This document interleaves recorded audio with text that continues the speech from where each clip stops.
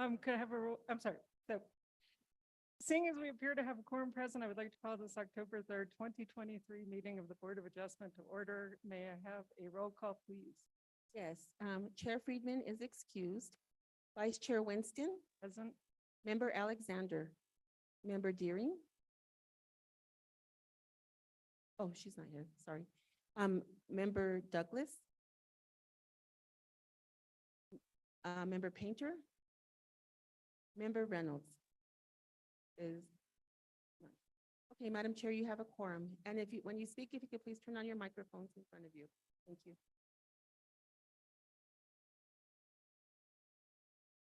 Board Member Painter, would you please lead us in the Pledge of Allegiance?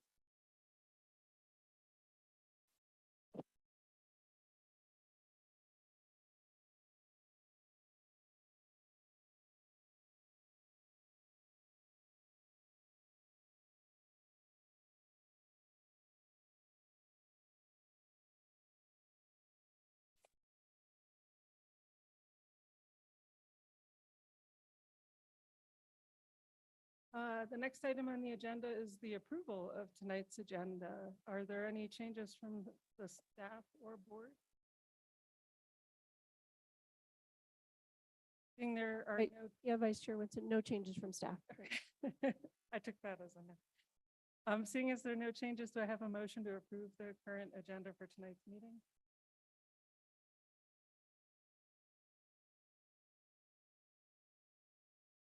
All in favor?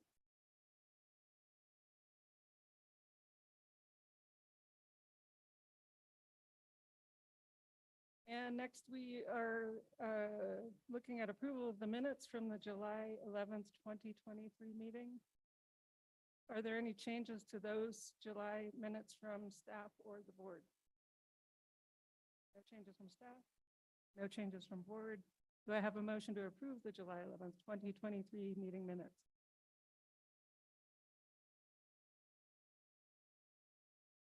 All in favor?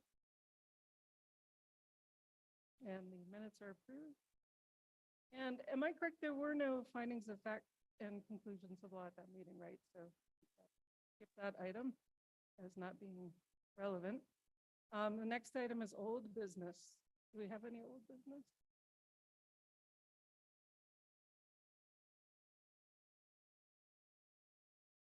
And next item is new business, and I believe we have one item of new business from staff before we begin.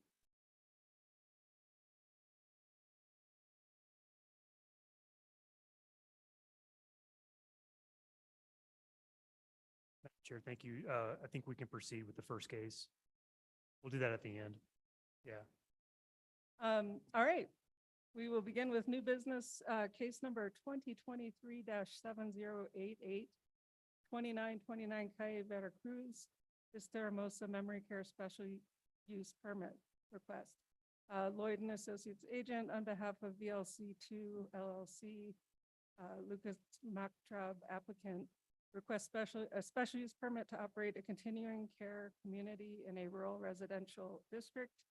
The 1.4 acre property is zoned rural residential and is within the Suburban Archaeological Review District.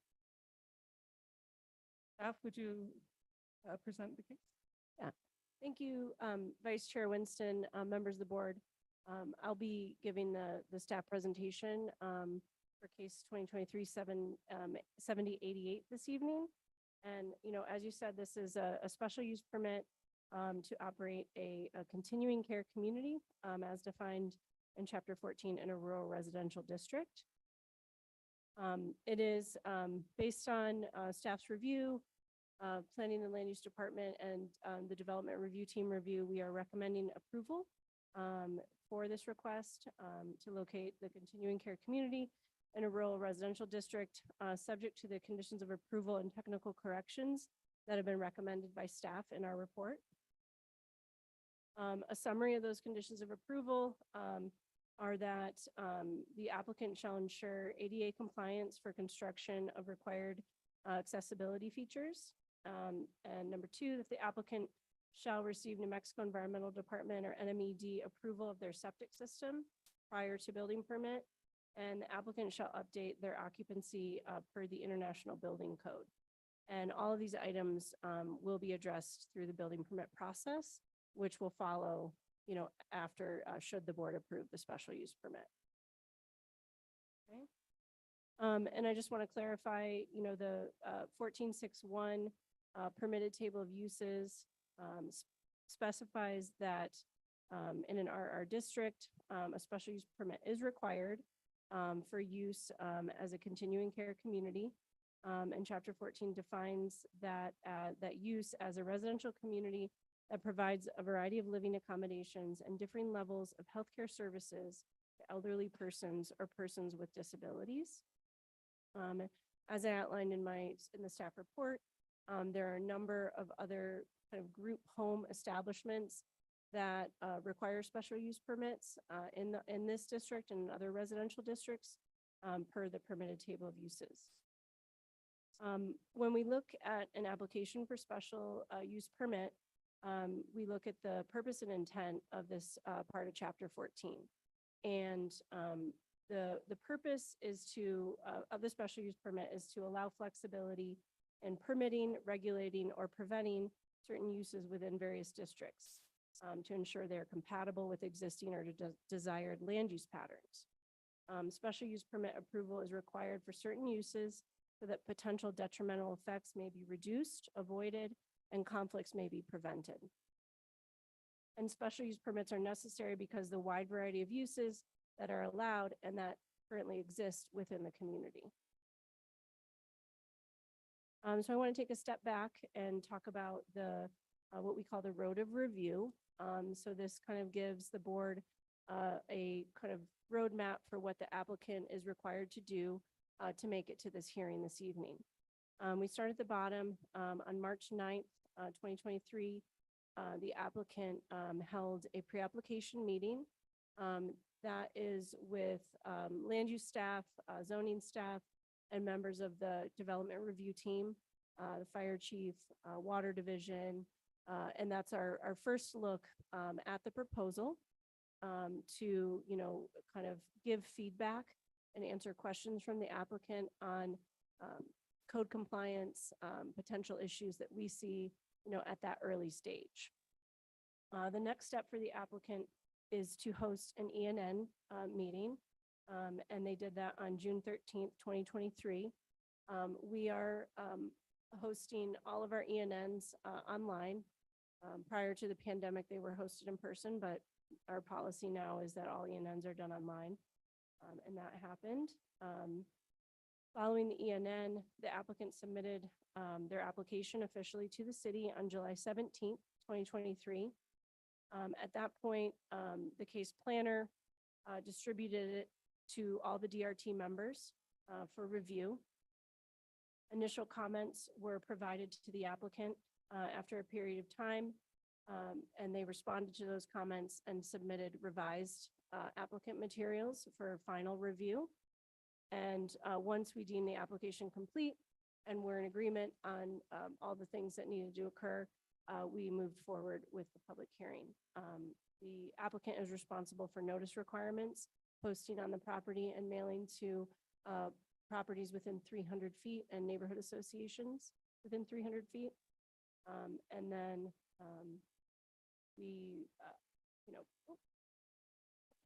we're on the next slide. I just wanted to kind of pull back and give a little bit of a description on who in the city reviewed this application. So this is a summary of members of the DRT, and the application went to land use. And in that team and land use, we have the city engineer who reviews for terrain management, grading and drainage. We have the landscaping and irrigation review and our ADA compliance review as well.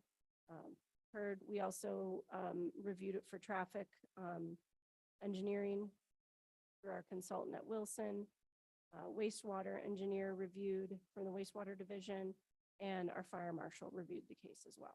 So 7, some of these folks were not part of the review: parks and open space, affordable housing, because they didn't have any relevant code over the application.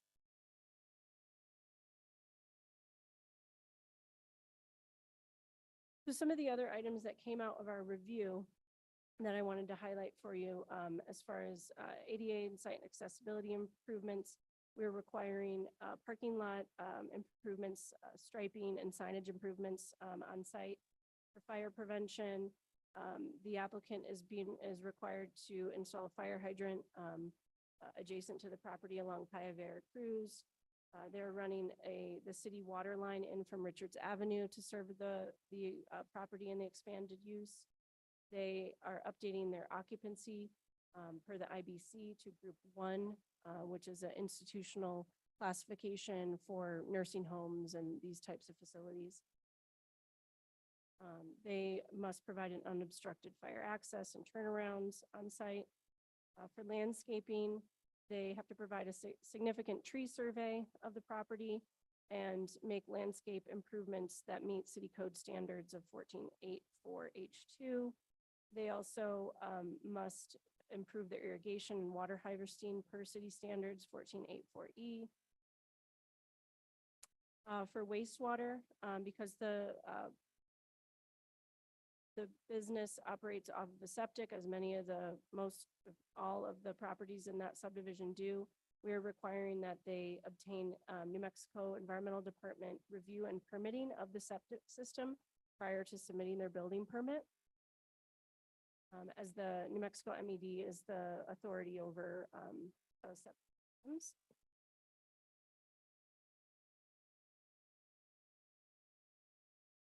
For traffic, the applicant was required to submit the site threshold form, or known as the STH form, and this was reviewed and approved with no comments or conditions for further traffic impacts. As I said, our city engineer for land use reviewed for terrain management requirements, grading and drainage, and reviewed and approved the proposal with no additional comments or conditions. And per 14.36D, in order to grant a special use permit, the Board of Adjustment must make the following findings. A, that the Land Use Board has the authority under section chapter 14 to grant the special use permit, that granting the special use permit does not adversely affect the public interest, and that the use and associated buildings are compatible with and adaptable to building structures and uses of the abutting property and other properties in the vicinity of the premises. And as outlined in my staff report, staff has found that the applicant has met these approval criteria, and therefore we are recommending approval. So, That concludes the staff presentation. Do we have questions from the board for staff?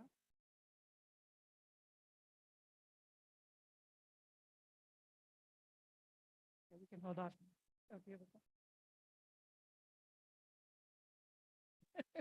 Yes, there is. Okay, so by way of review, I just wanted to, for those of you who are here today, I just wanted to review the following procedure that we're going to follow following the staff's presentation. Next, the applicant is going to be asked to present testimony to the board. After the applicant's presentation, the board will again be given a chance to ask questions of the applicant this time and or staff. After questions from the board, anyone here today to speak in favor or against the application for the special use permit will be giving a chance to testify. As this is a quasi-judicial hearing, New Mexico law requires the following administrative procedures to be followed. All members of the public speaking for or against the application must be sworn in under oath prior to testimony and are subject to cross-examination. Is that true? That's not correct? No cross-examination. Okay. That was from an earlier iteration of the chapter 14. I haven't done this meeting in a while. Okay, so let's see. Would the applicant and anyone speaking on behalf of the applicant please swear in?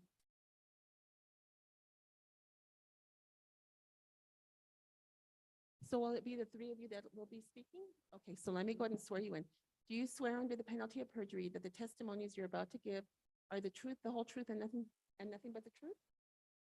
Thank you. And when you approach the podium, please speak your name and address into the record. Okay, thank you.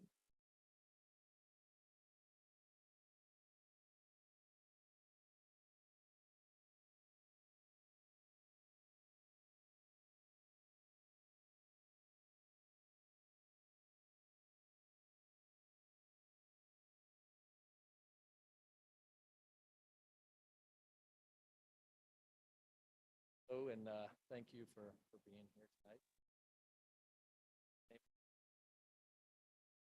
President and owner of Vista Living. Vista Living was started in 1998, shortly after my grandfather passed away, Alzheimer's, and our family made it our mission. Celebrated 25 years this year. I live in Ohio, but I truly see Santa Fe and New Mexico as my second home. I've been here for 25 years. Kids were in school here. We lived here for a period of kindergarten here. This truly is our second home. Vista is really a different way of caring for dementia. Everyone has heard the horror stories of the industry and the huge buildings that are what I like to call kind of glorified hotels. Ours are homes. We're built on family values. We focus on others care for. We look at our team as family. A lot of our team here, but we really are family. The other things that is very different with us, we understand that dementia impacts more than just some cases.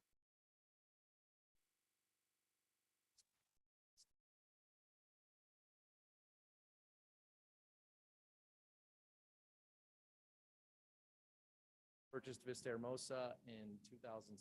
We had 3 homes. No desire to grow into a huge corporate type of business. Our homes are all small and intimate.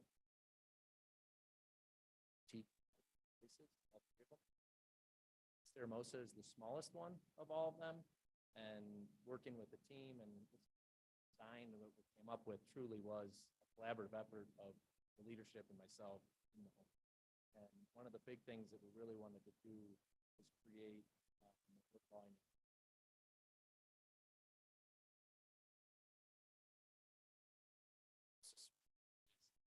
life suite. So as elder is passing, them stay with their. A lot that goes into it. Let's focus on activities of the arts. We have animals active. Very different way of caring for those. Our hope tonight is, I know that there's been some controversial things that have been brought up and some concerns. So hope tonight is to show you all and some of the neighbors that are addressing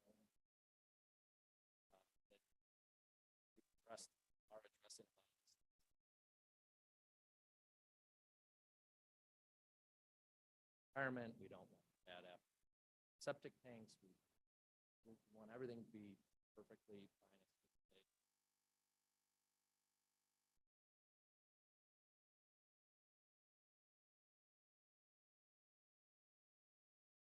We're having a bit of a hard time hearing you. Can you bring the mic closer?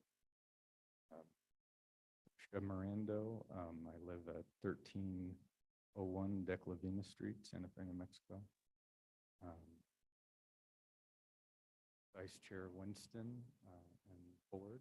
Can everybody hear me okay? No. Okay. Better? Good deal. Hi. I'm representing Lloyd & Associates here with Wayne Lloyd as well, the architect of record. We just want to briefly walk you through our proposal and why we think it's compatible for the area. The way we see special uses is there's already, Chapter 14 has essentially recognized that there's a potential compatibility, but it still makes sense to take that before you and prove that. So we hope to prove that, and we think we have. You know, Vista Hermosa really is located in a facility that was a senior care facility for many years before the current ownership bought it. So the facility as it stands today, which essentially has room for 12 elders in that facility, is 4,300 square feet or thereabouts. And basically, to respond to a need in the area, the owner wanted to increase that to add 8 beds, and then to the end of life suite that Luke mentioned is the other 2 beds. We're essentially increasing from 12 beds to 22. But both in the health department application and in ours, 2 of those truly are to end of life suite. And we really do feel that shows the owner's commitment, you know, that really is a sacred part of this use that they take seriously, and they've built into the project at real expense. But, you know, from the starting point, Maggie, if you could go to the,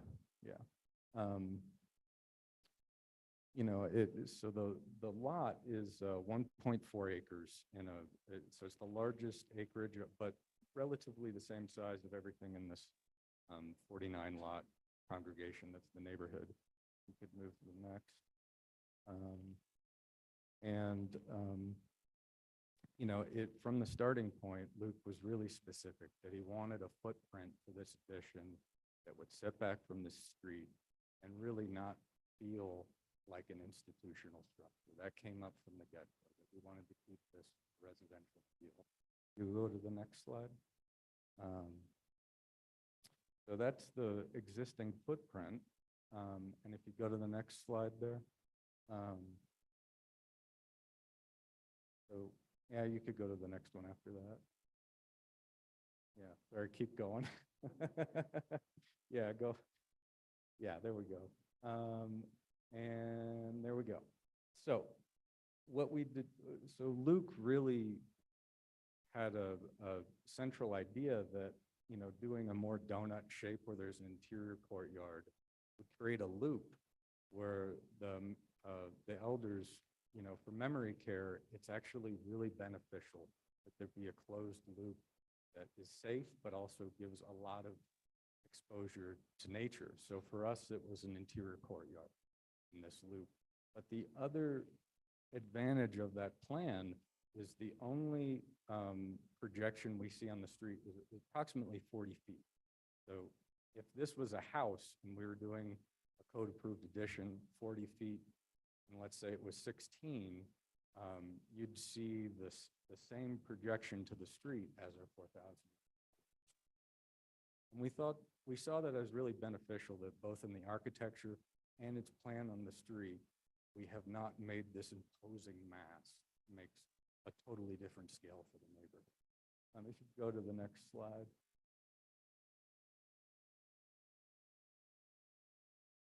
Yeah, so in the floor plan, we did, other than you know, bringing him the added the rooms they needed, we did do some improvements to the kitchen and just other associated areas, but really the lion's share of this work is adding those bedrooms.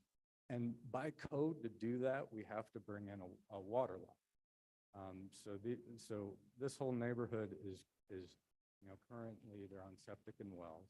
So we're bringing in a water line that nobody's required to tap into, but they do have the ability to at some kind of per diem cost if they wanted to. We brought it up at the ENN. Honestly, you know, there wasn't any, oh, we want to do that, but you know, we'd love it if it did happen. What we do see as the biggest benefit to the neighborhood is one that, you know, this is a needed, particularly for Santa Fe, this is a great need. And there's really only 2 ways that this need happens. One is a very large building that looks like a hospital, has a lot of stainless steel in it, and it looks institutional because it is. This is in a neighborhood. This is to us, the most you can make residential character in this kind of facility. And the owner, all throughout this process, has demonstrated such a willingness to stay with that intention. And we certainly, we built the elevations to look like that. They look like the other residences in the neighborhood and don't have more of a projection onto the street than the residents.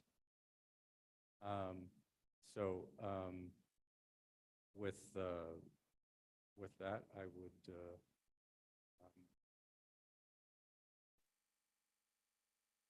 the owner will just come back and read a brief, make a couple of brief statements and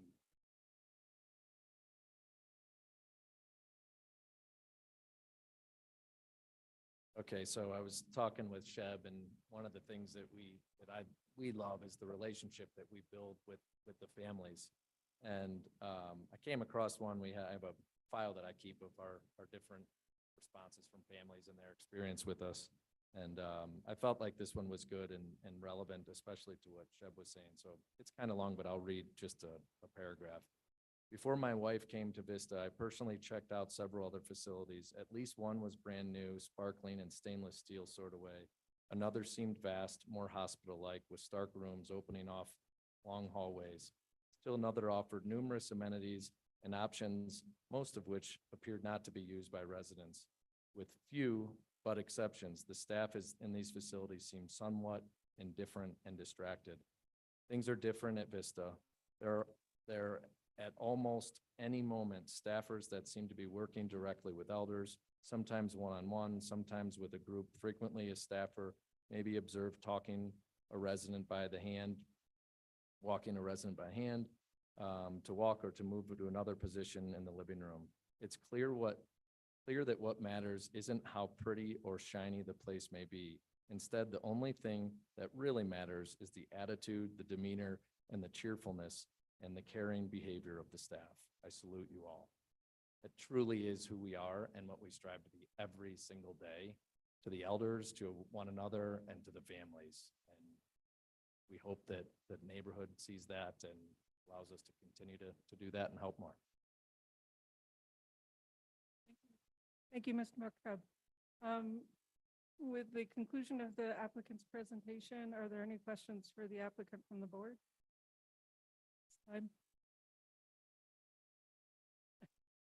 Chairman Alexander.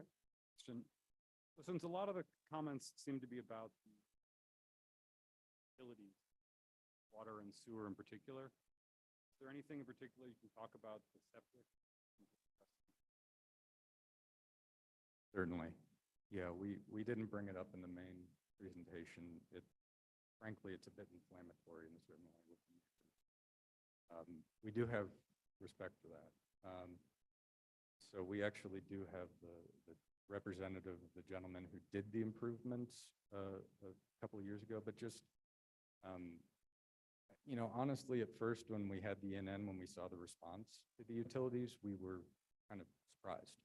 And we thought, oh, geez, let's make sure we know everything is going on there. And so we basically compiled our documentation, which was that this was an existing facility that ran for a while and had numerous complaints about any number of things, including smell from the septic. The current ownership bought it in 2016. Immediately after buying it, they got complaints about the smell of the septic. Immediately after getting the complaints, they addressed it at first with pumping and treatment and that sort of thing. That was very expensive, didn't fix it. They replaced the system. Okay. After that point, when they replaced the system, and I'll have Richard Jennings come up and talk about that, but they sized it appropriate, got environmental department approvals. It did make the smell and I guess other problems that were being had, it addressed those. However, I think we'd be talking about potentially in the last year, there was some amount of smell coming back, and which coincided with our request, right, with the NN going out and all that. And we found there was an issue with the seal on the sledgehammer pump. And that was fixed, smell went away. That being said, there's still a new system that would go into place for the work we're doing. We have had an engineer look at it. We couldn't find any issues with it other than the seal. So part of the new development. There would be an additional tank, there would be a nitrogen reduction treatment and a new field, yeah. Yeah, it wouldn't be wholesale because it wouldn't remotely need to be, but yeah, we work with, I mean, we've done projects with really large waste treatment centers, right? Like out at Santo Domingo Hospital. And that, you know, you do have to do it right. And we have, you know, no intention of skimping on meeting code. Absolutely.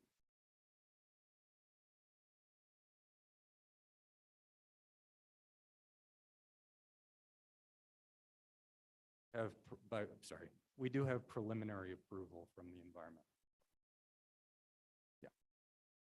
Any further questions? Stay up at the lectern. Richard Jennings, 30 Camino Sudeste, Santa Fe. I was the designer of the existing system, and I'll be designing the second system. Wastewater systems are sized and the requirements are made by two things. One is the hydraulic loading, the water. The other is the biochemical loading from the waste. I came up with an equipment list that will be used for the system. I presented it to Deborah Carpenter, who is the inspector in charge of commercial systems, and she sent me a letter saying that this would be permittable. I have those documents here if it's okay to hand them out or however that works. There's a design flow. That's how we determine the size of the tanks and the treatment that's required, which is tertiary treatment, which is the reduction of nitrogen into the ground. And the other thing is the size of the tanks, and we size them according to the NMED regulations. So in terms of approval, it's already pre-approved for what we plan to do. And that's what these documents indicate if you'd like to have a look at them. I'm hearing from staff that will unfortunately not be allowed. No? Okay. That's if you have any questions about Do you have a wastewater. question for Mr. Jennings? Okay.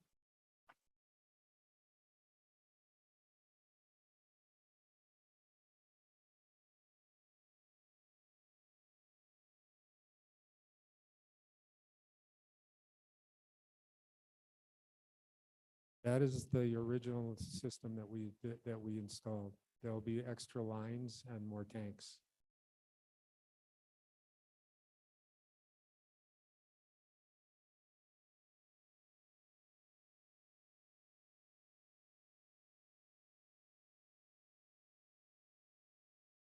Not that I brought with me, no. I just basically listed the design flow, the lot size, the amount of wastewater that would be produced, and the remediation that the system will provide.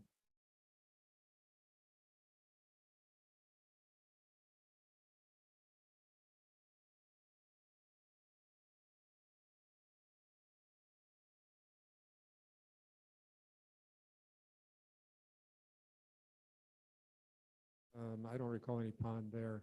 Maybe that's what they're planning, but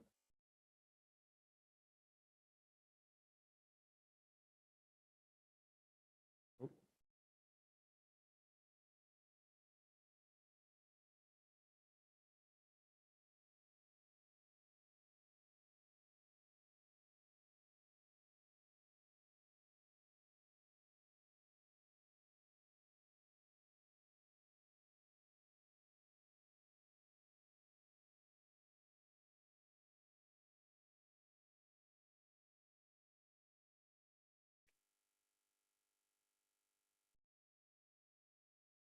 Vice Chair Winston, would you be? Yes, you may respond. Yeah, so it's a detention pond. It's not, so I think what you're seeing, I don't have the drawing up, but I think what you're seeing is the existing turnaround. That's closer to the leach field.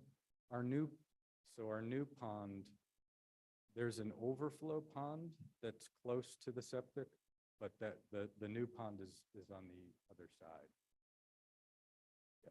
Trying to drive it. Side is number 2. Right there.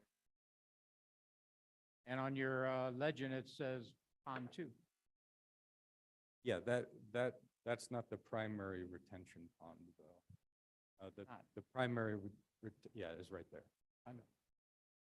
I was more concerned if this was going to be holding water, if that was going to be an issue with the drain field. Having lived in a place with a drain field and having put one in, I know anywhere near live water is usually a no-no. So I didn't know, but I assume whoever has reviewed this has said it's okay. I know, absolutely. And just on the point of us bringing full schematics, let's say, for the system, I mean, we certainly did more getting with Richard and getting him out here, but we normally wouldn't, we're also not presenting the mechanical system or the electrical system. And frankly, we're really talking about money on the behalf of the applicant. Generally, we don't do the heavy calculations or get the engineers involved until we have your approval. We do the construction drawings, then we go to the environment. I have one other question, if I could have. Yes. On that diagram, across the bottom of it, there's I can't read how wide it is. Looks to be some sort of easement. Are you aware of that, and can you tell us what that is? Yeah. Slide the picture up a little bit if, no, the other way. Yeah, that is an easement. It's a utility easement. And it's an interesting point. So there's an utility easement that runs all the way through this development. And when we were first doing this water line extension, we thought, perfect, utility easement, let's go. And it's wide, but we can't, the water department has discretion about having us use that easement for water line extension. They wouldn't let us do it. So we are doing it in the street, or rather next to the street, which frankly, for the neighborhood's perspective, is ideal because they can easily tap into it. But it also adds, it's why adding the hydrant, we're actually not required to add a hydrant, but it's the difference of spending like $7,000 more dollars, well, $5,000 maybe more dollars. And it's kind of the right thing to do to make the neighborhood safer. And can you tell us, I'm just curious, what kind of easement is it? What's it, Oh, what's there? What's it? nothing is there, Oh. but it's a utility easement. It's kind of strange. There's no utilities through it, but it's utility easement. I can't say it's the only one in the city, unfortunately, that way. Where I was headed with all this. Earlier, I think in your presentation, you said that basically, I think with the improvement, it was going to look real similar to the housing in the area. But when I look at it, it looks like off of that street, Cali Vera Cruz, it looks like the building, when you look at it, looks like twice as wide. What it is today. So it is quite a bit of a expansion, bigger view, bigger building, if you will. Even though it's one story, it's still a much larger footprint. I mean, it's larger. It's, 43 feet or whatever it is, larger. It's certainly, because of the easements in the front and the back and where the septic systems are to begin with, and the turnaround, I mean, we'd have to basically decimate the whole site. It wouldn't be financially feasible.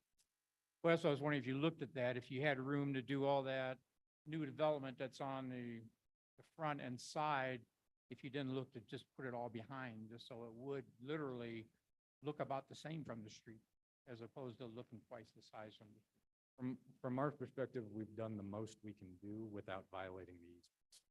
So, and frankly, you know, we'd basically have to limit it to one bar where they had maybe like it'd be a line that kind of went back as far as possible.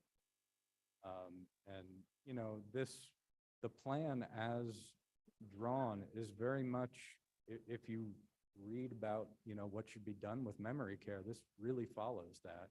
But it also does limit the footprint seen to the street, absolutely. We could do this many other ways that would. Okay, one other question, if I may? Yeah. Sure. Assume the water line you're bringing in is going to be large enough for everybody in the neighborhood who wants to tap into it can. Certainly No will. one's gonna have to come back later and, No, sir. I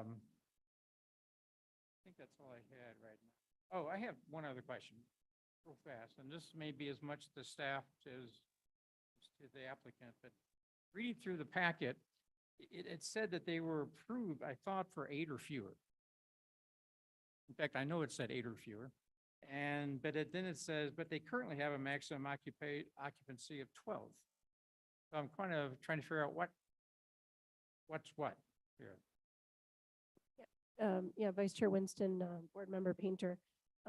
Yeah, let me try to clarify and I'll pull up my staff report there just to make sure so I'll back up a little bit. So, I believe I included this in the staff report.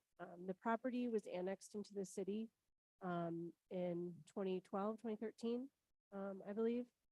And let me try to pull it up so I know.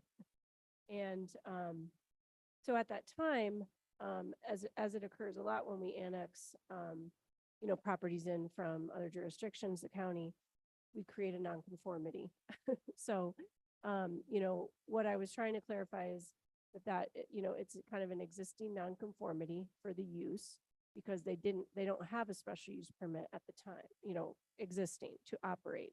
But it's, you know, it's fine that they were operating.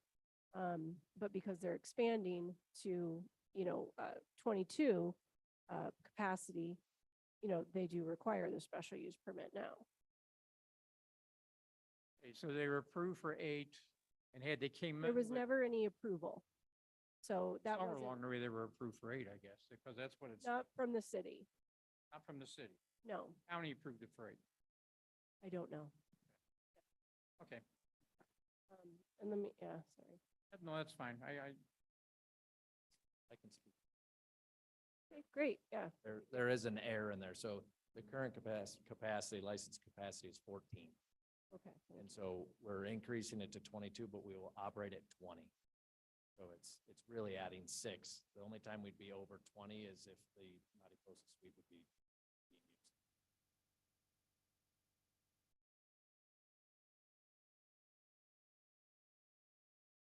Any other questions from the board? Okay, seeing it, oh, I'm sorry. Okay, go ahead.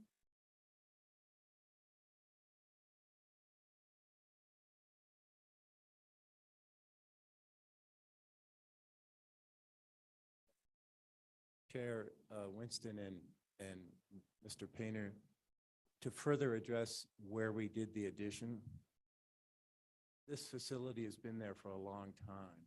So if we can go back to that site plan, that shows the addition.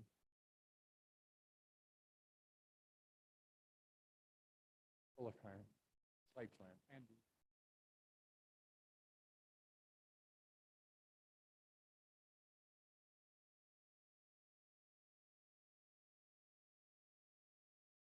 So where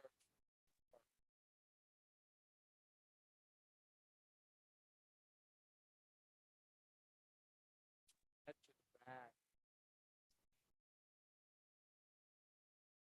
established landscape that's been there for a long time.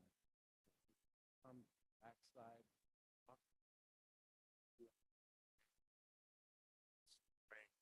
A lot of this major outdoor space that they. So.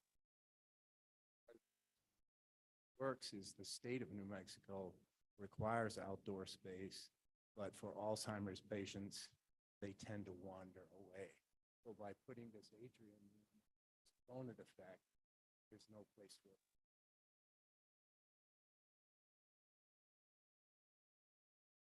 Thank you, Mr. Lloyd. Are there any further speakers from the applicant? Okay.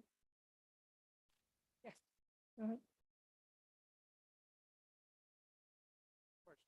Is there sewer line in Richards? I mean, is it through this area? Obviously, there's a water line out there, but anybody know if sewer runs through there? There is? I drove up there, I don't think I saw any manholes. That's why I wasn't sure if there's anything out there. I was just kind of curious why they weren't required to bring in sewers if they had to. I know they had to bring in water, I guess, for fire. I guess that's the number one thing. But once you got the ditch open, what the heck? Yeah.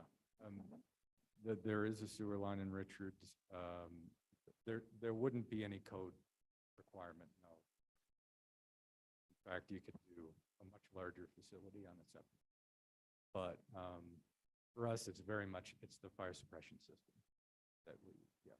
I'll just Staff clarify. member Moore? Yeah, sorry, Vice Chair Winston and Board Member Painter. So there is a requirement if you're within a certain distance to tie in to sewer, but they're outside of that. Okay, yeah, so it's not applicable. One last thing, real fast. You, from that new courtyard you're going to be creating, you've got a pipe that's going to run underneath the new building to that pond in front. You're not concerned about a pipe underneath the building? Okay. Yeah, Surprised to see that, but anyway. there's a lot of things that could be precarious in construction if not done right. And part of our job is making sure they're done. Going to be a big issue if the pipe clogs up in 10 years. Got a big rotor rooter out there or something trying to keep it open. Anyway, it would be hard to get to it up. It really entails the right kind of catch basin with a pre-sediment filter, which we-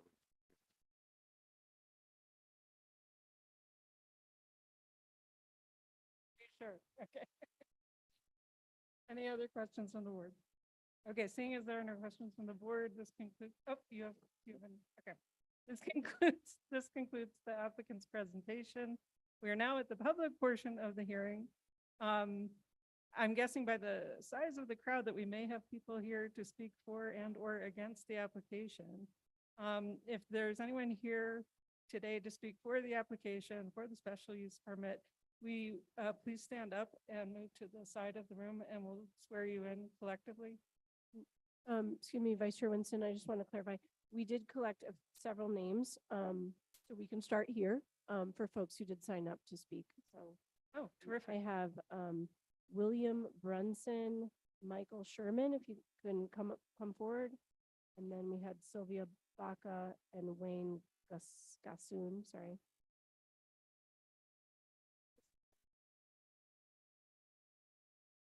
Or, I don't. I rescind that. Oh, instruction. you did. I apologize to those I didn't realize there was a list. So if you stood up to be sworn, anyone who would like to speak, can we just swear them all in together?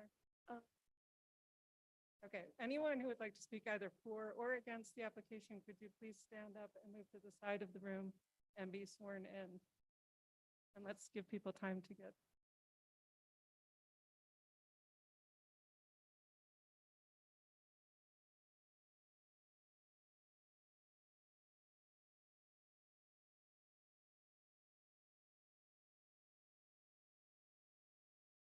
Okay, I'm going to go ahead and swear everybody in that's going to speak.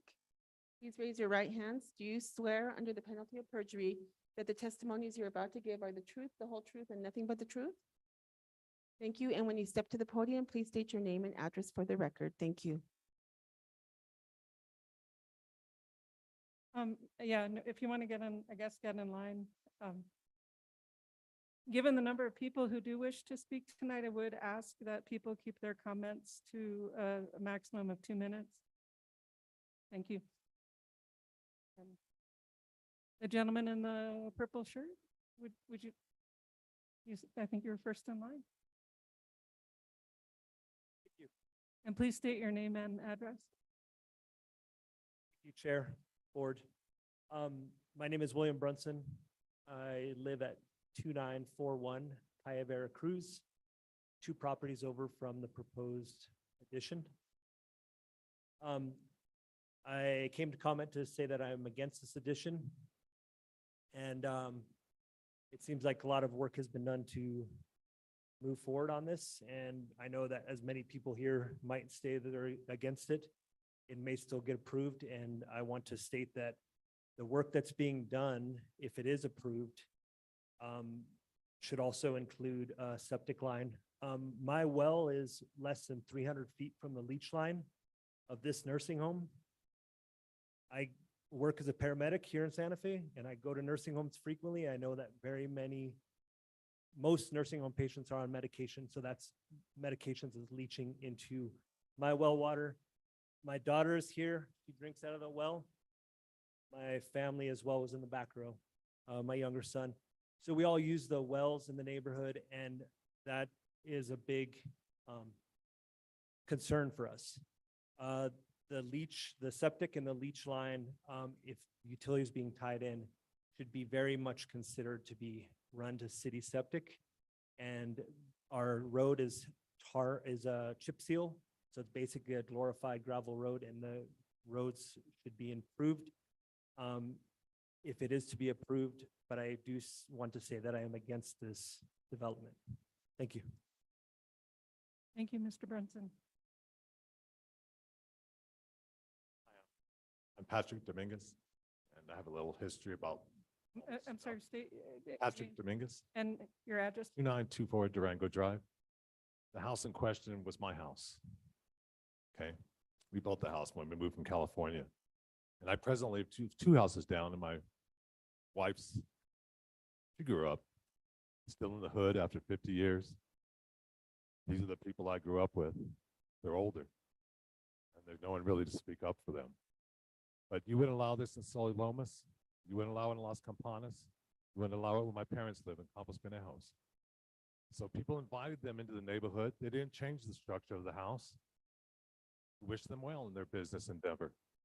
However, in 1998, the acreage wasn't big enough. The structures never changed.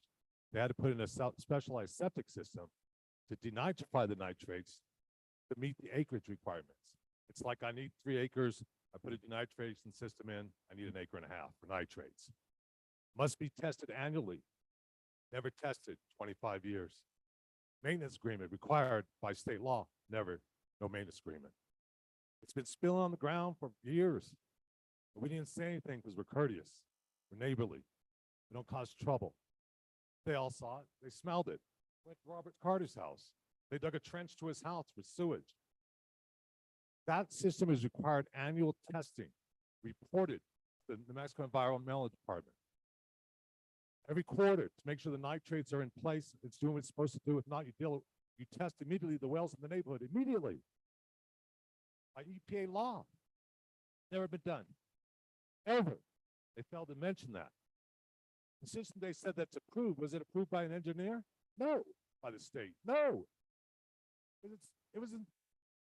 was approved by someone just like me and you. Just a regular person. You know, I'm a septic contractor in all full disclosure. But it's not up to par. It's never been up to par. It's been spilling on the ground for years. And think about this. If it was out for 5 years, and it's discharging on the ground at 1,000 gallons per day, it's 365,000 gallons a year times 5 years. And if the nitrates are high, you're polluting the groundwater.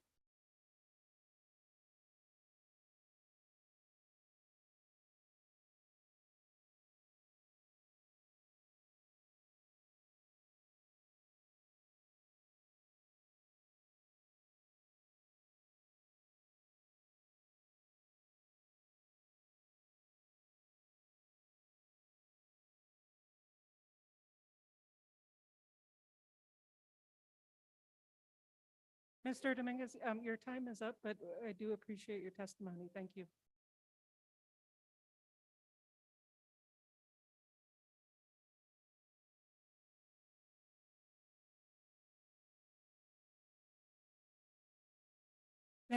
Thank you very much.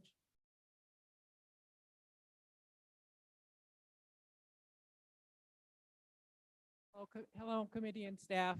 My name is Ann Wheelock Gonzalez. I live at 2926 Calle Veracruz, just kitty corner from 2929, the property in question. I've lived full-time in Santa Fe since 1969.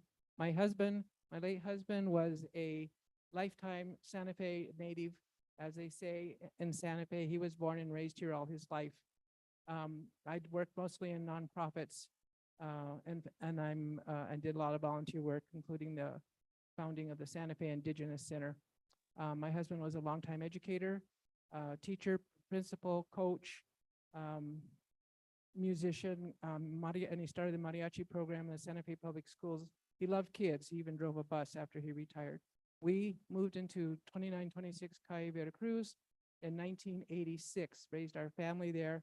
And I'm still living there, aging in place, as they say. And I have my daughter, granddaughter, and great-granddaughter living with me. And I'm learning more details tonight about these ponds and things that'll be directly across from our house. I thought I had uploaded another letter before the September date, and that wasn't there. So I want to quickly touch on the highlights of that letter. When we learned of the plans to enlarge the existing facility, we contacted other neighbors in the neighborhood. Dr. Higgins and his wife and I kind of took the lead in making sure everybody knew about this, and we polled our neighbors, and we did not find a single person that was in favor of this expansion. Everybody is opposed, and we had submitted that letter earlier. So on behalf of myself and other property owners in Town and Country, I'm submitting this information as detailed reasons for the Board of Adjustment to deny this special use permit as requested by the agents and owners of Vista Hermosa Memory Care that would allow for expansion of the facility. We submitted our concerns in letter on June 11th at the virtual ENN meeting. And just so you know, we did receive copies of your letter. This one, not this one though. That's June, the June letter, right? This is June 11th, Okay, this was a September 1st letter. We also have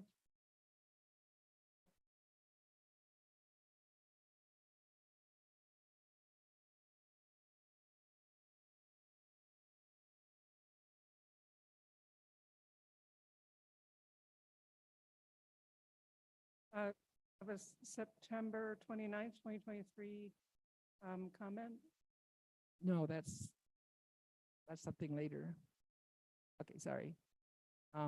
When I spoke with, emailed with Maggie, she said that apparently I messed up and I didn't get this uploaded properly. If you could summarize the comments, because I believe you're already over 2 minutes. Okay, well, first, I'll try to stick to the major points, but first and foremost, Town and Country subdivision, originally with the county, was dedicated and, dedicated.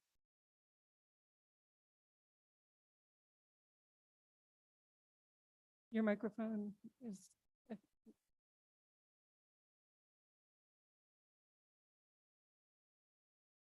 Okay. And has always been considered a residential neighborhood. When I saw in some of the notes that there talk about commercial properties that up on Rodeo Road, those are not in our neighborhood. And the only businesses allowed in our neighborhood have been cottage type industry where people are having a business in their home. The 2 chiropractors, Dr. Higgins had a dentist office. There are childcare centers. There's an auto repair shop that is one of the best properties in the neighborhood. Those are the only kind of businesses that have been allowed, not something the scope of what this proposal is talking about.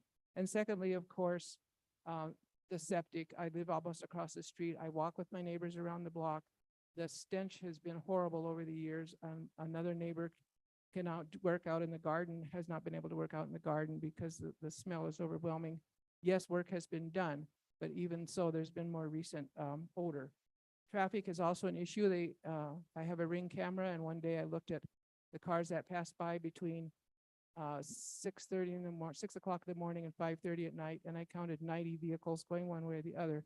This is a 1-block street that doesn't even, you have to go out to Durango or Jalisco to get out to Richards Avenue. So some of them surely were my neighbors, but not all of them. And when the employees come to work, they don't all drive their own cars. Sometimes they get dropped off and then their driver leaves and then the driver comes back and picks them up. So Sorry, that's, it's been 5 minutes. oh, okay. Yeah, please wrap it up. Thank you. Anyway, I would just like to ask real quick, everybody who lives in Town and Country or has family in Town and Country, raise your hand. And everybody who is favor of the proposal from, if you, the Town and Country people, raise your hand. Everybody against the proposal?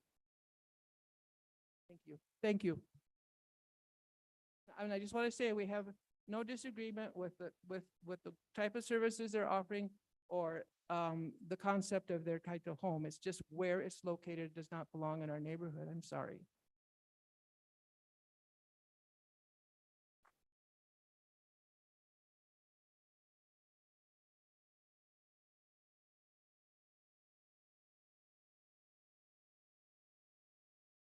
My name is Michael Sherman, 2940 Caya Veracruz. I have lived at this address for, well, we're pushing 40 years now. And most of the people that live here are my age. We don't get around as much as we used to, but we do still walk around the neighborhood. There is no sidewalks. The road is very narrow. And I appreciate it not getting run over while I'm walking. Actually, I do most of my traveling in a scooter. Most of you probably see me. The idea of water is also very important. I have had my well extended about 20 years ago. And here in the city of Santa Fe, I was under the impression we were kind of short on water. Matter of fact, when I moved here, they put restrictions on the amount of water we could use. I don't know where it's coming from now, but you know, water is important, and I don't want to have to drill my well anymore. Automobiles, there's already mostly 10 to 12 cars parked in this premises most days. And then you have visitors coming, you know, 8 people living there. You figure 1 or 2 or 3 or 4 cars a day just coming to visit their relatives there. You know, it just adds along to the project traffic. We don't need that. I forgot, I'm sorry, I'm hard of hearing. Is this place for profit? Yeah, my mother was at a nursing home down the street from there. And it was an awful lot of money we had to spend every month. So I know that it's a big profit. Let's get it out of our little neighborhoods, please. We don't need it. Thank you for your testimony.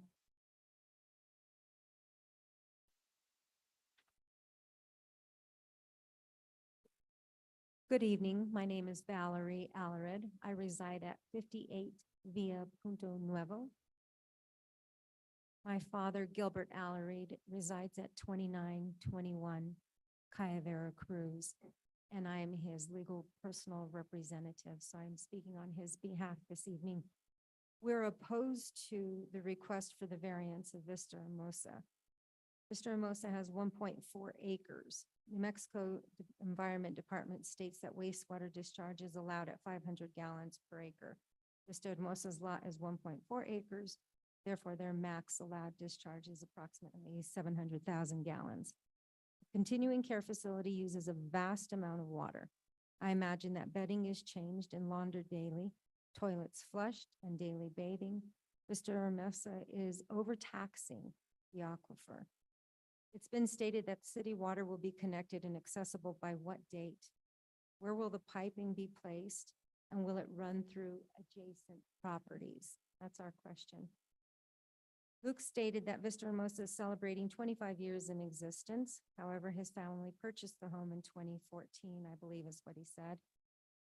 My mother died due to Alzheimer's at the age of 64 after suffering from dementia for 12 years. She was 52. We understand Vista Hermosa's mission, But keep in mind, no other home in this 49 lot community houses 20 to 22 occupants. Nor do they have the vast amount of vehicles creating a tremendous amount of traffic of employees. Bottom line is that a business with this number of occupants is not compatible in a residential neighborhood such as this. Thank you. Thank you.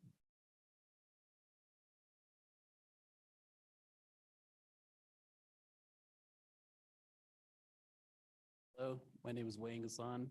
Reside at 2928 Calle Veracruz. It's literally right across the street from the business. So I pretty much I grew up there. I grew up there, right in that neighborhood, in that house, and right across from the Dominguez's. And you know, growing up, my whole childhood and into adulthood now, and I saw that place change over the years. When the first owners used to, or the first business owners used to own it before, you know, I think no one had a problem with it in the neighborhood. And since it, you know, was sold to this new company, they just haven't really been a very good business to the neighborhood.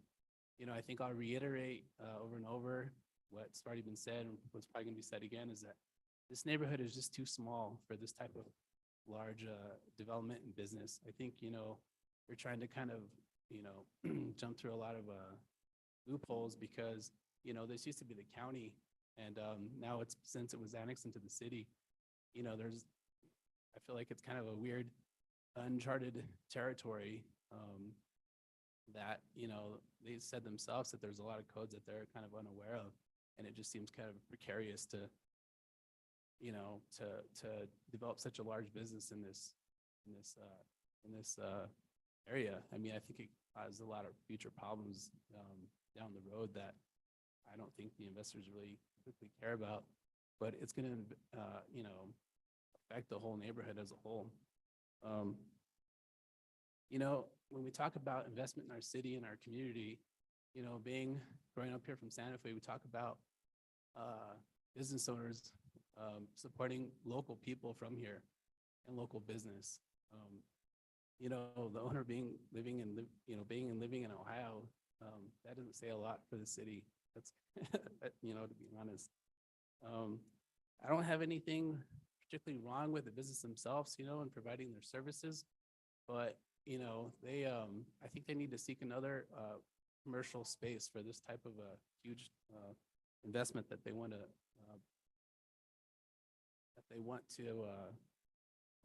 complete. Again, you know, the neighborhood is just too small, and the city needs to kind of improve on the neighborhood as to start with. I'm sorry to interrupt, but you are at 2 minutes, so we thank you for your Let testimony. me go for one more minute because you allowed one other person go for 5 minutes. Sir, thank you for your testimony. I have written down everything you've said, and you've repeated yourself several times. So I think we have the testimony that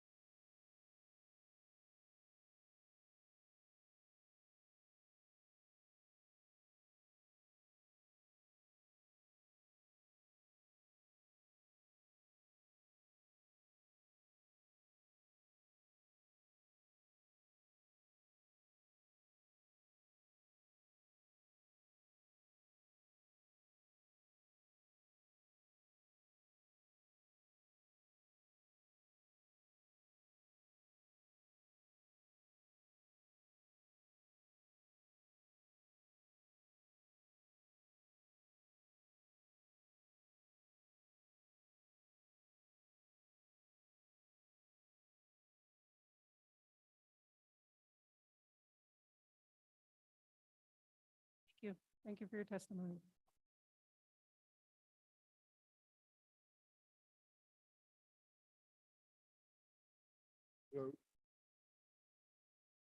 Hi, please state your name and address. My name is Robert Carter, and I live at 2937 Calle Veracruz, right past the Pizza Hermosa place. And it seems to me like you guys aren't really giving the people of the community or speaking 2 minutes, 3 minutes. But there is no parking for that place. The roads aren't developed for that. The traffic is just crazy. All of a sudden, there's way more traffic. They're already doing something. There used to be 3 to 4 cars parked there every day. Now there's 8 or 12 every day. More traffic. The sewage is backing up from their property to my mom's property, which is right past there. And I've got photos of that, and it hasn't been taken care of. The sewage smell is awful, and now they want to do nothing about the sewage, but they want to add more people besides the 3 or 4 employees they had before, and now there's 8 or 10, 12 cars there every day. They're already doing something, so we're pretty much, our voice is not being really heard here, in my opinion. I'm sorry you feel that way. I mean, we're taking notes on you've talked about parking and the road condition, traffic, you've talked about sewage, the number of cars that are parked there. We are hearing what, There for the employees, and then there's other visitors, I guess, or something on the side of the road, people pulling in and out, but the sewage is actually going through my property. It hasn't been resolved. thank you. Was that my 2 minutes?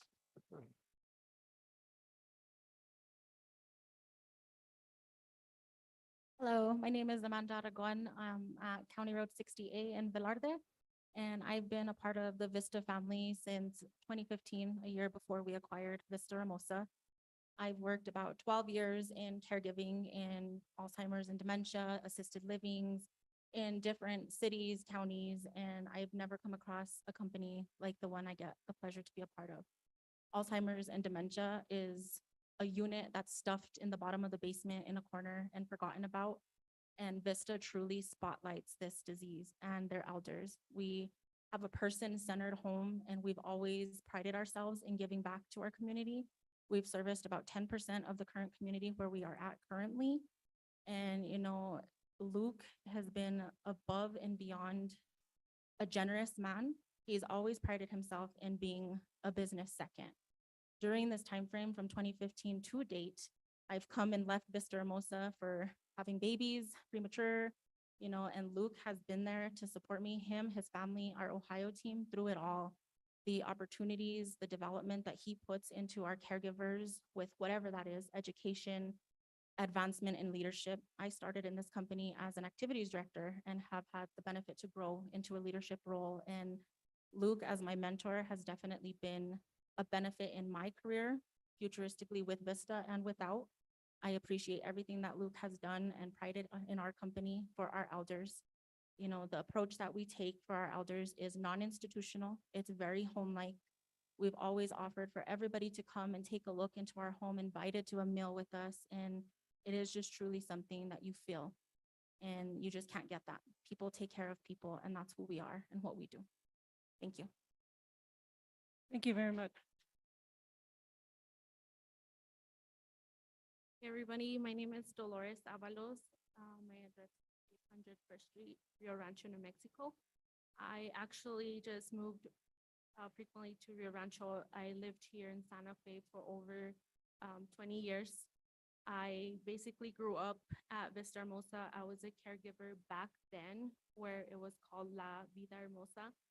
So all the changes I have seen have been for the better of the elder, the family, and the community. As Amanda mentioned, we do serve 10% of our community, and those I could myself and reassure that I was part of that care. Right now, throughout the time I've been with Vista Living, I've been growing and growing to better our community. We are so different compared to other facilities out here. We're home style. This is where families want to go to. Yes, we might be profit, but it's the care, the love. It's what we do. It's not something we put numbers to, room numbers. We know each elder and the family, the culture. My mom, actually, she's a caregiver and was a caregiver back then. So like I said, all these changes have been a benefit for the community. And I invite you guys to visit our home. It's very different from the community here in Santa Fe. And I invite you guys to learn more about the dementia, and our philosophy and purpose is very unique. Thank you. Thank you very much. Hello, my name is Caroline Andrade. I reside at 197 County Road 84D, Santa Fe. I've been with Vista Living for over 10 years. And in that time, I can speak very highly of what I've seen Luke do. A lot of the things that have been brought to the attention don't have anything to do with Luke. You know, the roads are not his issue. Sidewalks are not his issue.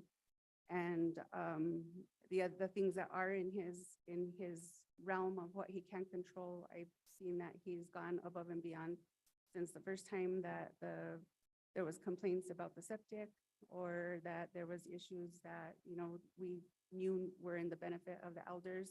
He's always been more than willing to do what needs to be done because he puts the business second and the elders first and the families first. I can speak to the permitting and to the regulations. There's been times where there wasn't a need for us to do certain regulations at Vista Hermosa, but that never stopped us from doing it. We always did things in that manner to make sure that we were up to code with the regulations. So he has never skimped on anything to make a dime. So hopefully this will open some eyes, and I agree with Dolores. I think that, you know, you coming in and seeing the home and getting to know, you'll know that just because he resides in Ohio, his heart is definitely in Santa Fe. Thank you.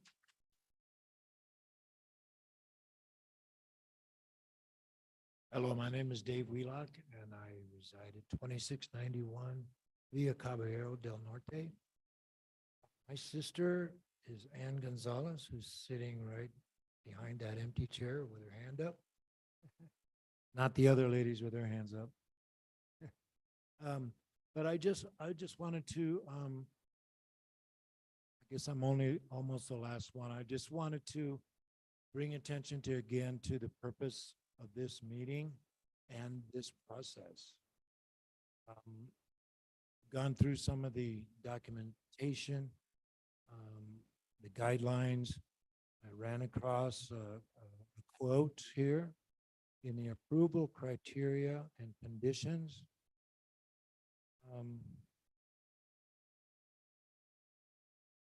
The quote is that one of the intentions is to arrive at adjusted and harmonious development of Santa Fe. And judging from the people that we've heard speak here, I think you'll find that the majority would not find this to be very harmonious so far. So I would, you know, beg you to consider that point. Also, in the technical points of the conditions,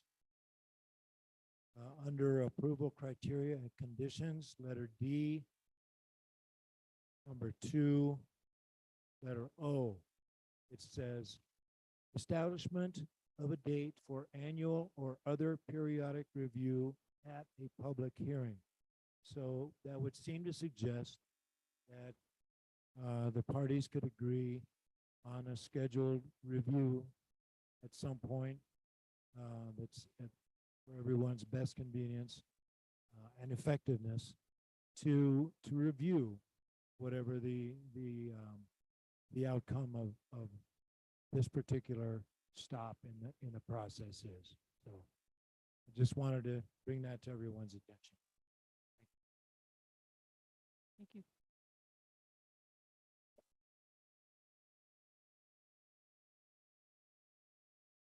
Sylvia Baca, and I live on Tabasco Lane. I'm rather new to this neighborhood, almost 3 years. But there's just some questions that I don't think were fully answered or fully considered. And so I guess that's I'm opposed, of course. That's just what I'm gonna start off with and just ask these questions. They think they really need strong consideration. Okay, one of the questions is, will Vista Hermosa have to upgrade their building status because of this project? I don't know, we don't know what their status is right now, but being that it's gonna be almost double what it is now, I'm assuming, and what I've heard, is that they will have to upgrade their building status. And if yes, then to what status? What will their status be? And concerning that status change, will this change any of the requirements for a building permit under the upgraded building status? Also, why is Vista Hermosa allowed to submit a site threshold analysis instead of a traffic impact analysis? So I was told that certain people on the board decide this, which one any project will have to submit. I would assume that a traffic impact analysis is more greater in detail than a threshold analysis is or would be. Another question, Vista Hermosa representatives mentioned earlier that there has not been a New Mexico Environmental Department review. I would ask why. We're talking septic here. How many bedrooms per New Mexico Environmental Department are allowed on a 1.4 acre property? This concerns the number of septic units and size of units allowed on a 1.4 acre property. I have a 1.21 acre property and I wanted to bring in a 3-bedroom. I have a 3-bedroom, 4-bedroom want to consider. And under that lot size, I was not allowed to bring in a 3-bedroom. At a 1.21 acre lot, where Vista Hermosa has, 12 beds right now on a 1.4 acre lot. I don't know what septic and what is their septic and how many septics do they have and how many septic units are they going to bring in and are they going to expand? Because I was not even allowed to expand on a 1.21 acre lot. I have a 1,000-gallon septic unit. I was not allowed because of the acreage to expand to a 1,500-gallon. So I don't know, I really don't understand, especially the septic consideration. Thank you. Thank you. And one more, what about the impact of the heavy equipment during the project on our road? Thank you. Thank you.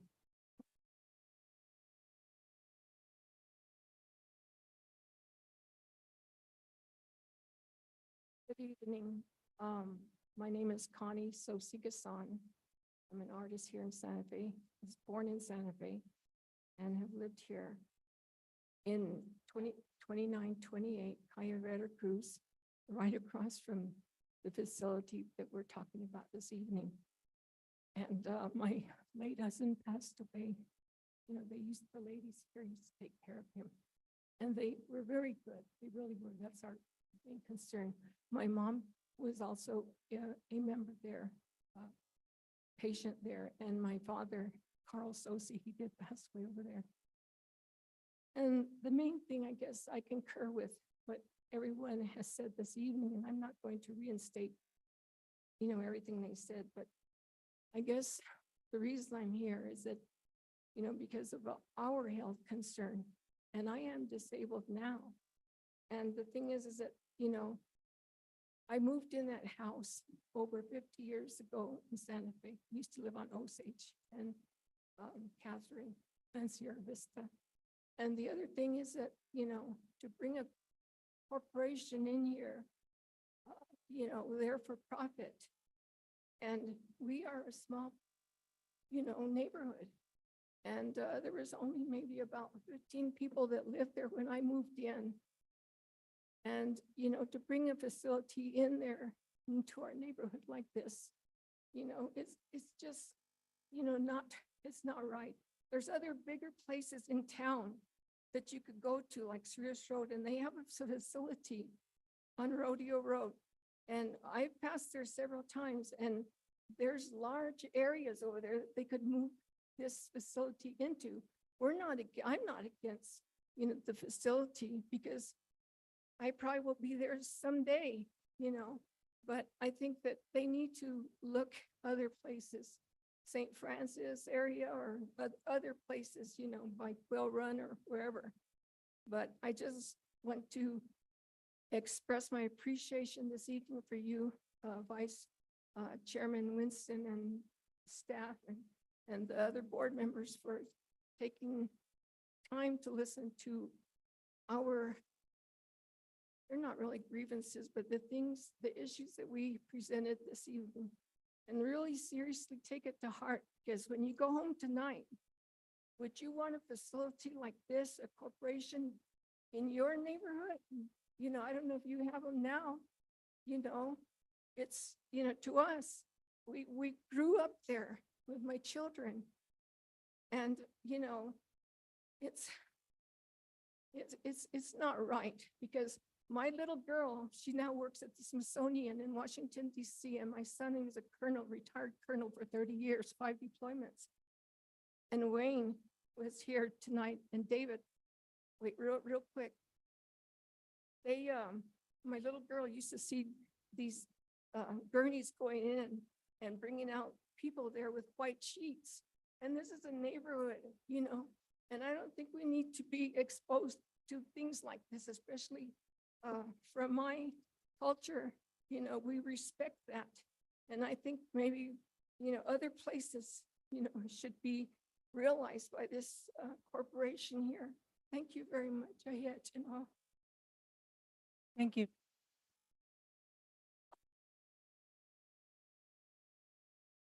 Are there any other members of the public who would like to speak tonight?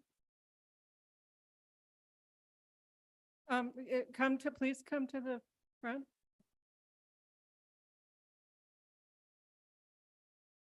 No. Oh. Ma'am, did you already speak?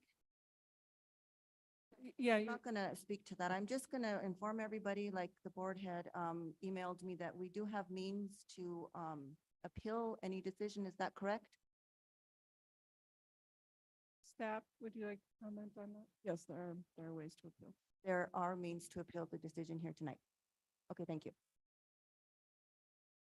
And seeing as there's no one else who wishes to speak, that closes the public portion of this meeting tonight.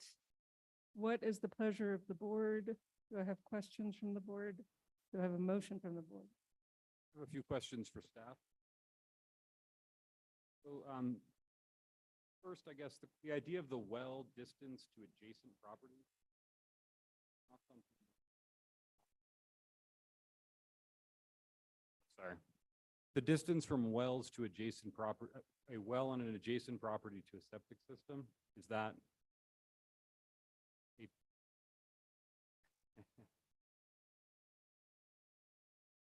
Yeah, absolutely. Vice Chair Winston. And, sorry. Yeah. So the environmental guidelines are 100 feet. So you essentially take a 100-foot radius from your leach field and any septic element to a well. To any well, not just a well on your own. Any well. Yeah, and we're not even remotely within that. Yeah. Okay. Thank you. And the second question was in terms of the time for review. I know the special use permits are often for 3 years. Is there and this may be in the notes, but is there something built in about a review for this project? Yeah, thank you, Vice Chair Winston. Yeah, Board Member Alexander. So I believe what we're referencing is the section of code that deals with special use permits, and it has a whole list of conditions that the board can impose on an application, including, hours of operation, other intensities of use, or the requirement for periodic review. So staff is not recommending that for this application, but the board could impose a condition for periodic review. Yeah. Okay. And just a few more questions, and I realize they're not actually directed at you. The question about the septic is going to be approved and reviewed by the New Mexico Environmental Department as part of any approval for this, which is the same as happens with other commercial properties, residential properties, same process.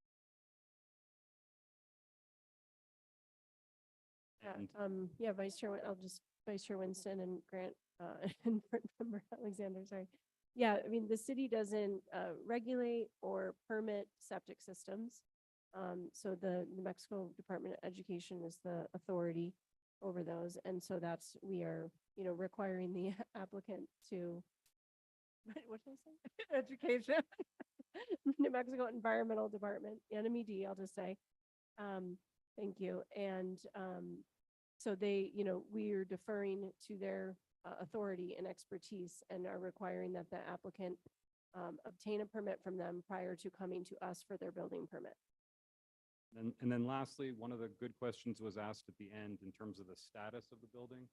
The building status is now, occupancy is upgraded to institutional group. And Yes, yeah, Vice Chair Winston and Board Member Alexander. So this is a condition put on by our fire chief, who basically what we're requiring is that through their building permit review process, they're, to be upgraded to an institutional use and occupancy under the International Building Code. And so he will be reviewing, I mean, they're sprinkling the building.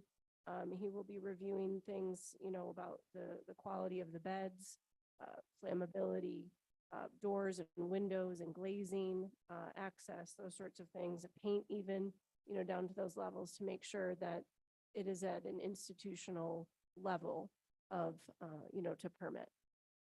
Okay. Yeah. Yes. Board Member Peter.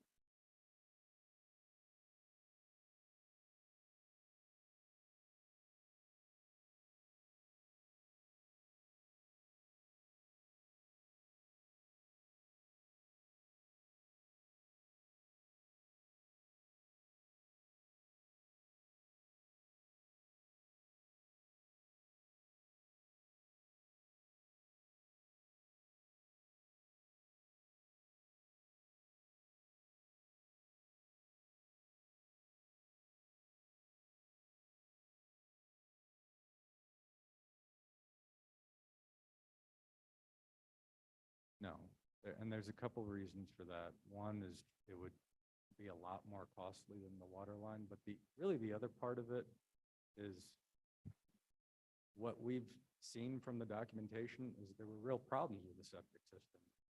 The owner addressed it, and it cost $30,000, but they completely retrofitted the system. And furthermore, if this got approved, what you're really approving is improvement of that system.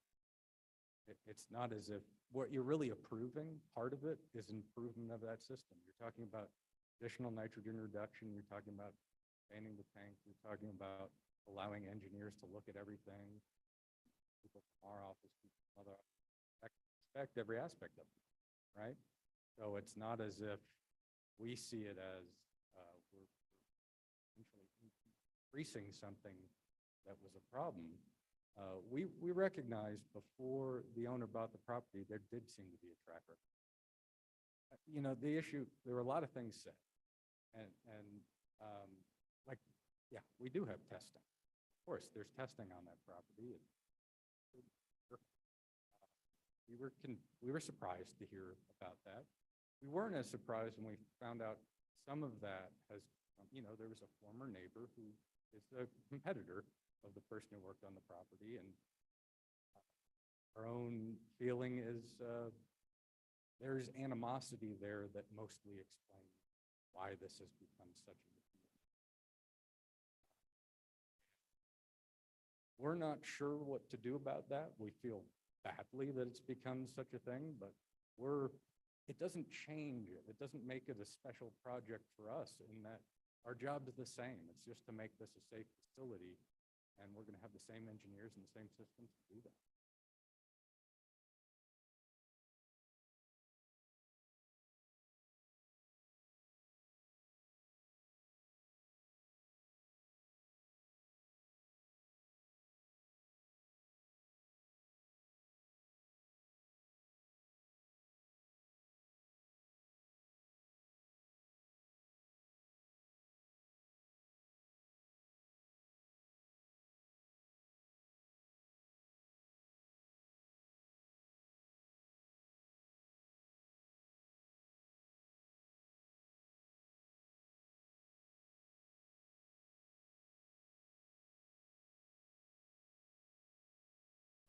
No, I understand. I mean, from our feeling on that is, the same system that we'd need to implement for nitrogen reduction, right, would be the same system that would mitigate that kind of.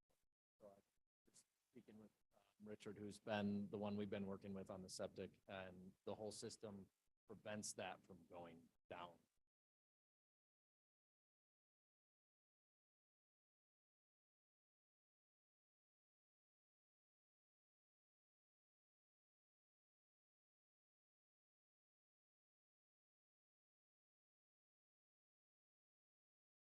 So we're not using a residential septic system. We're not using,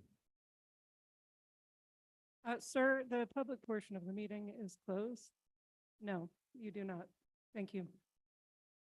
Sir, the public portion of the meeting is closed. Thank you. Mr. Jennings, would you, if you can address the question?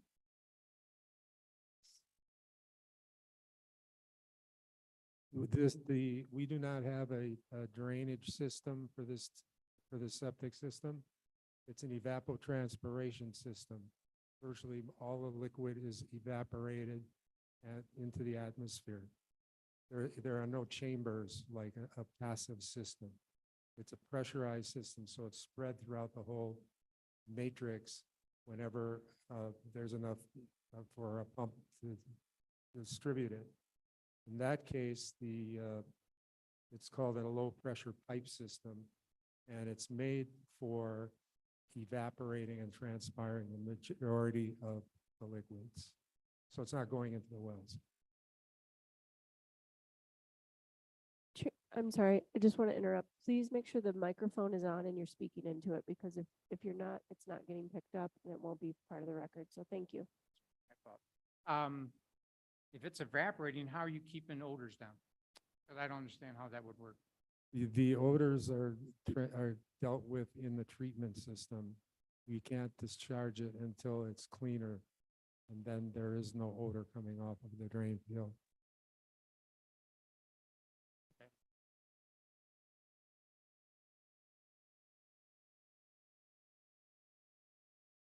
Madam Vice Chair Winston. Just to reiterate on the question, to put a bow on the testimony there, it's basically the difference between a residential, more conventional septic system and one that is more designed for this kind of flow and nitrogen reduction. So I guess the diagram was of the earlier existing drain field with the lines in it, not the, you didn't give us anything showing us what the new one's gonna look like.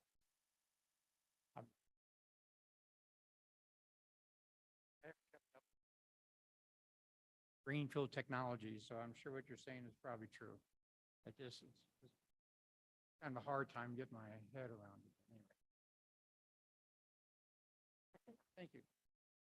I have a question too, because I thought you offered testimony that you're going to have two systems. The existing system and the new system, so that needs to be clarified in my. Yeah, just to be, so there was something that came up at the end of the last question. So the existing system that's shown on the map was new when the new owners put it in. And what was there previously was a conventional system.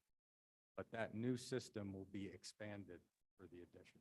There'll be new tanks, new leach field, or nitrogen reduction. So the whole system gets upgraded for the new well. But it's upgraded in the same kind of system as it is. Does that clarify it? Essentially, it was a conventional system before the new ownership bought it. When they bought it, they had a problem. Would you please sit down, or you can leave the room? Thank you. I'll give a little dialogue on it. So we purchased the home, we were pumping it twice a year as the previous owner told us. Fast forward to 2020, 2019, something like that. We started smelling things, there were complaints. We immediately started pumping it like every other week to help with it while we figured out a resolution.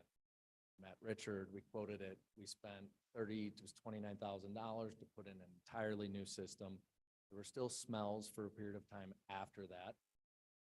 Sometime this summer, we discovered that some of the caps were damaged. How they were damaged, I have no idea. Those were replaced, and my understanding is that the smells have gone away. And that's my understanding. One other comment, this building, this home has been in existence for a very long time, and I feel like there's a lot of stuff that's being brought up that is prior to us, the sewage leaking and being in yards and stuff. I'm not aware of any of that. If that is the case and it's associated to our septic, I would handle that immediately. So I think that there's some confusion on when some of these things were occurring and being tied into what we're doing and what's happening with this project. So Thank you.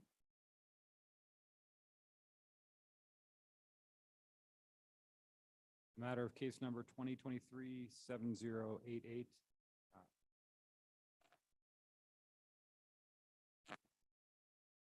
You have a motion? Yes, the motion to approve.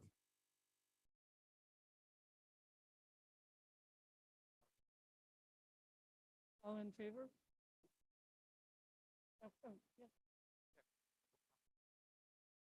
Yeah. I was out at the site twice today, this morning. I went back. Number one, I didn't smell anything. I got out and I walked down the street. I saw where the drain field was out there, and like I said before, I've had drain fields that have failed. Get a pond out there, and it's not pleasant. I didn't see anything like that. Also, this morning when I was out there about 11 o'clock or so, I didn't see a single other car on the road, quite truthfully. I was out there, I drove around the block a couple of times, didn't pass anybody else the whole time. Second, I was out there this afternoon about 1 o'clock, saw one car pass me. So I don't think this site currently is generating a lot of traffic. And there was a concern about the threshold thing about the traffic study. The threshold is just taken to see if there's enough traffic going to be generated to do a traffic study. In this case, it's not going to generate a lot of traffic. This type of uses don't generate a lot. And so I had no problem just driving around looking at the site and looking at the neighborhood. It is chip sealed, but it's wide enough for cars to pass each other. I didn't see any issues that I thought was going to be brought on.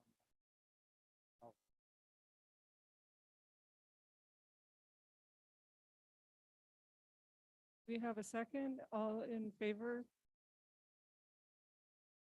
Can we do a roll call vote, Chair? Yeah, let's do a roll call vote. Member Alexander?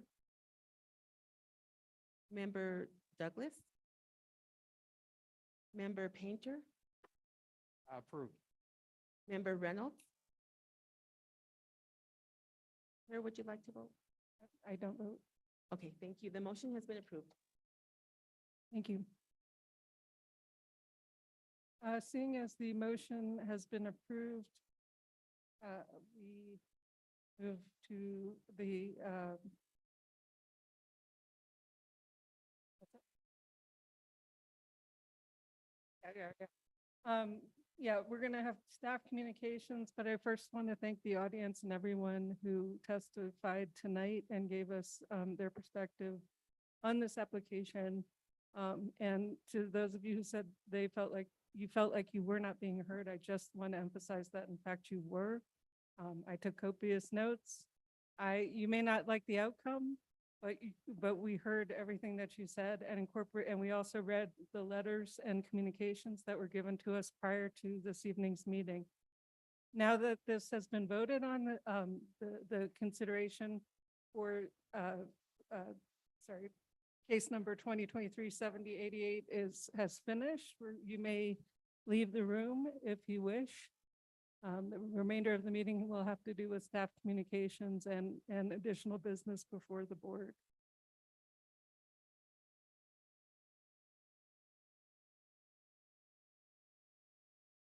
This has been approved. You haven't listened to half of these people's full story.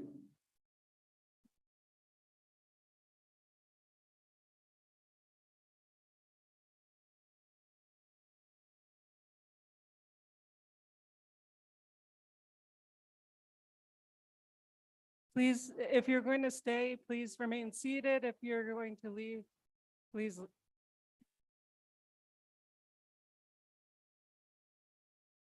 Do we have communications from staff?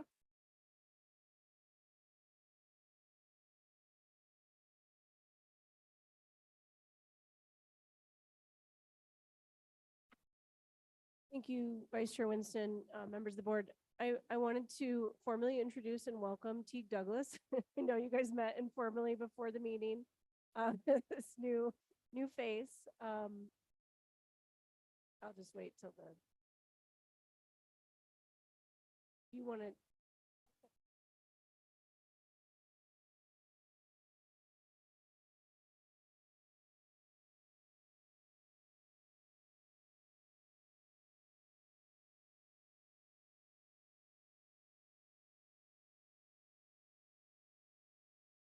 Ladies and gentlemen, the meeting is not over. If you wish to leave, please leave now.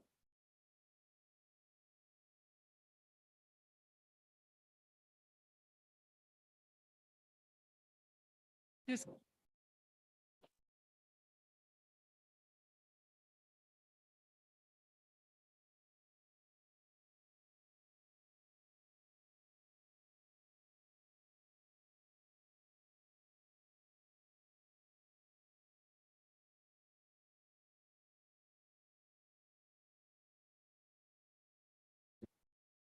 Okay, I'll just try to talk over the chatter. Okay, That's happening in the chambers right now.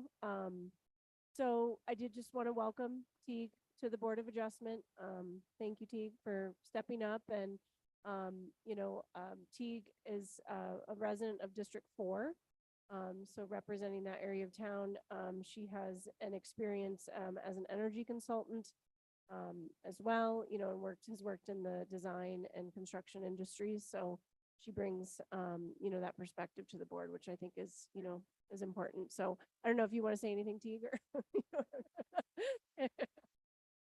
Well, I want to welcome you and say that I'm very excited by your background. I think it's a nice addition.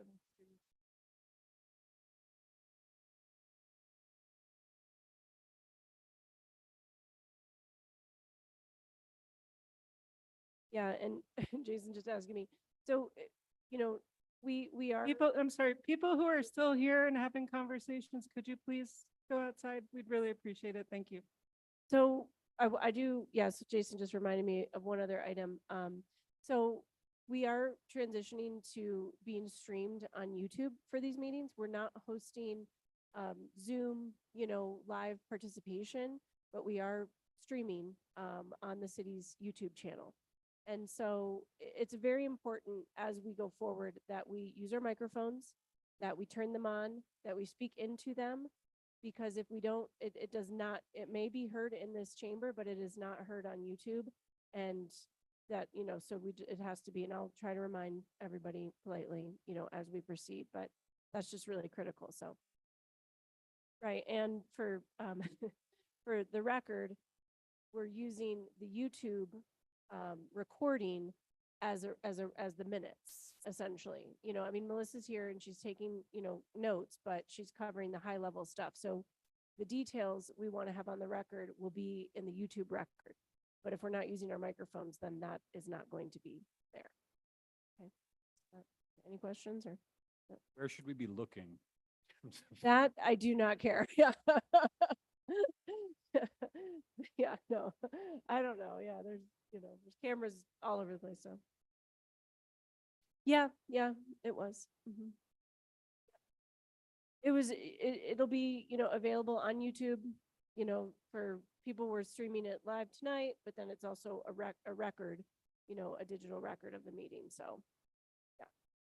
It was interesting when they were talking, their picture was like on the side of the screen, but when we talked, I don't think we were up there. Okay, yeah, I saw it, I was on, so they use Zoom to live stream it. And so like right now, that's the image and then there's me. And then, it kind of moves around. And Ben is our IT support, who's in the back room, kind of managing all of this for us. So thanks, Ben. The IT room is in the back over there, the back corner. Maybe I shouldn't have said that. Very good. But I think that's it for tonight. And we will, have a hearing this is what the other thing. We will have a hearing on November 7th. It is election day. So please make sure you voted ahead of time. Our meeting, will start at 6. Voting is open till 7. So, but we decided that there wasn't enough of a conflict to, postpone or cancel the meeting. And we wanted to, hold it at the normal time. So. Voter, I need to start voting now. Yeah.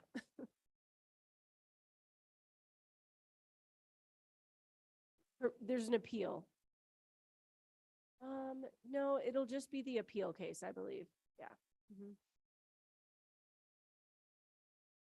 And what's going on with chapter 14? Oh, great, of course. Thank you. Yes. So yeah, a couple kind of long range planning updates. So we have the chapter 14 update project. We had Clarion Associates down from Denver in mid-September. We had a public hearing on the assessment report, which is available online on the LDC update website. And we had a meeting at the Southside Library, had really pretty good attendance. About 30 or 40 folks came out for that. And then we established 2 working groups. We established a community advisory working group, which will kind of deal with more policy related changes, and then an outreach as well. And then the technical advisory working group, which is a group of frequent code users, agents, architects, who, frequently interact professionally with chapter 14. And those 2 groups are going to assist staff and the consultant through the update process. They will meet on a regular basis. Their first task is to review the assessment report, which is kind of the kind of outline of what needs to change and some proposals around what we're looking at changing. And just a reminder, we've got 3 phases of the LDC update.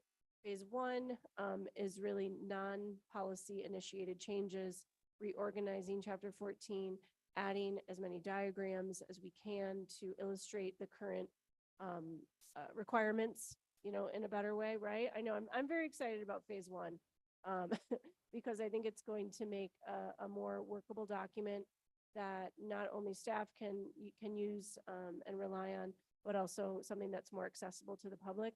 A lot of the language, is you can read it 3-4 times and be a lawyer and still wonder, what it means. So we're not looking to make substantial policy changes with phase 1, but just cleaning up things.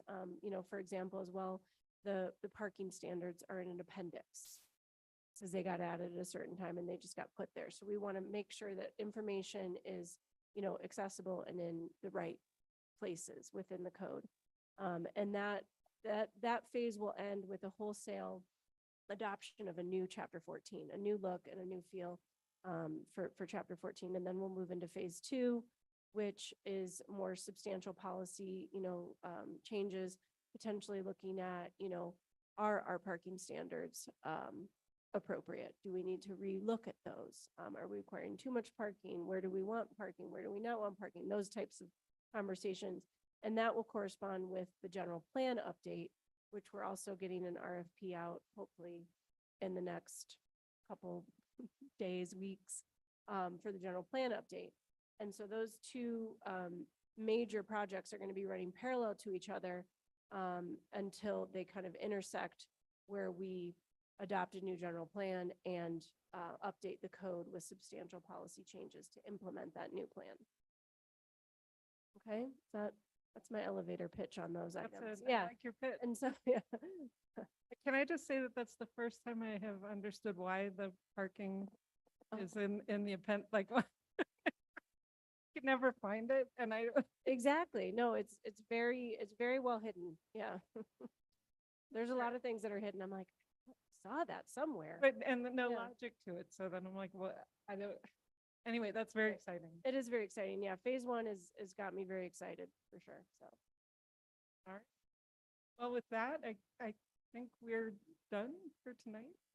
Thank you, everybody. I don't have to adjourn, right? It just adjourns itself, right?